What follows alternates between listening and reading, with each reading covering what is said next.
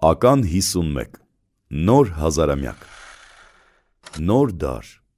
Նոր հազարամյակ մտնելուց առաջ երեք ինները հպարտ մեկի հետևից շարված որոշեցին փոխել ժամանակի ընթացքը։ Բոլորիս հաջողություն մաղթեցին և հանձնեցին զրոների քմահաճույքին, որոնց առաջնորդ երկուսը շատ է շտապում։ 2000-ականների սկզբի տարիներին անսովոր թվերից բացի ոչինչ չփոխվեց,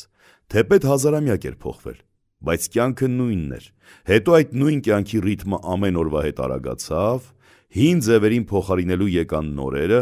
նորերին շատ ավելի նորերը ու հանկարծ քառորդ դար ապրեցինք։ 2025 թվական, որքան հեռու էր թվում այս սարսափելի թվականը, ապագայի մասին մեր պատկերացումները շատ ավելի վախենալու էին։ Մենք երբեք չէինք պատկերացնի, որ ռոբոտները կարող են բարի լինել ու մարդկանց սպանելու փոխարեն տարատեսակ ծառայություններ մատուցել, սրտի բաց վիրահատություն կանեն, սուրճ կպատրաստեն, դայակություն կանեն, տները կհավաքեն և այդպես շարունակ։ Չգիտեմ որտեղ, բայց չափից շատ զգայուն ռոբոտ փոշեկուլը թույլ երկրաշարժի պահին տնից փախել ու թաքնվել էր։ Ով կմտածեր, որ ռոբոտը կարող է վախկոտ լինել։ Ֆիլմերից մեզ ծանոթ ռոբոտները, տերմինատորներն ու քիբորգները անկանոն կրակում էին։ Նրանց մեջ հաստատ չէր գտնվի այնպիսի հոգատար մի ռոբոտ, որ երեխայի համար քնքուշ ձայնով օրորոցային երգեր։ 2025 թվականի մասին ֆիլմերում ռուսերեն վատ կրկնօրինակմամբ ասվում էր. 2025 год. Восстание машин. Լոս-Անջելես в огне. Պոհ։ Գրում ու միտք եմ անում։ Չէ, սա հաստատ աշխարհի վերջը չէ։ Մինչ այս առնվազն 4 անգամ աշխարհի վերջը պետք է եկած լիներ։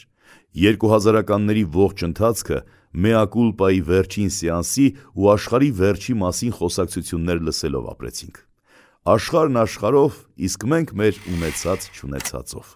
Վերադառնանք 9-ին, որը 6-ի հետ հավերժ պայքարի մեջ է, թե իրենցից որն է շուռ տվածը։ Խոսենք շուռումուռ գալու և իր տեսակը չկորցնելու կարողությամբ օժտված զրոյի մասին, որին սկի նորմալ թվի տեղ էլ չեն դնում, բայց առանց նրա ոչ մի զարգացում տեղի չէր ունենա։ Զրոներով հարուստ նոր տարին լարված, բայց մեծ ակնկալիքներով դիմավորեցինք։ Նորի հոտն արդեն լսելի էր։ Կյանքի թվայնացման վախենալու միտումներ էին նկատվում։ Շախմատային պարտիաների ընդհանուր հաշվարկով Կասպարովը արդեն պարտվել էր համակարգչին։ Արհեստական բանականությունը այս օրերի համեմատ խղճուկ վիճակում էր, բայց իր ազդեցությունն ուներ հատկապես այն մարդկանց վրա, որոնք օրվա մեծ մասը ինտերնետին միանալու լալահառաջ ձայների ներքո նստած սպասում էին ցանցի պատասխանին։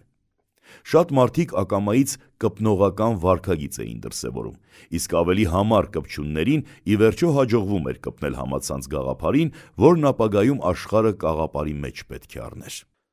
2000-ականների սկզբի տարիներին, երբ մարդկությունը շիլաշփոթ ինֆորմացիայի ու ահաբեկիչ դիզինֆորմացիայի բեռի տակ կքած չէր,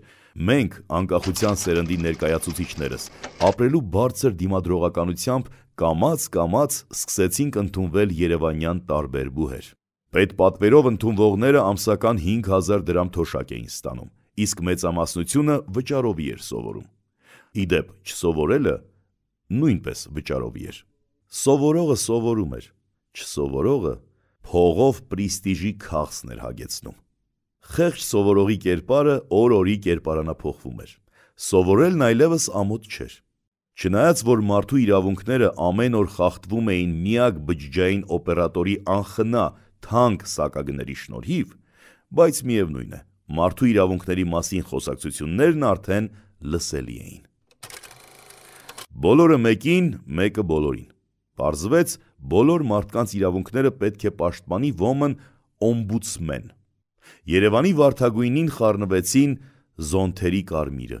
լիմուզինների սպիտակը, ջագի-ջուգի գունային գամաները և այդպես կամաց կոտրվում էին 90-ականների թանձր մոխրագույնի բոլոր երանգները։ Որոշ ժամանակ հետո քաղաք լցվեցին սև կոշ սալոնով սև մեքենաները։ Դագաղ կոշիկներին փոխարինելու եկան ծիծակները և այսպես շարունակ։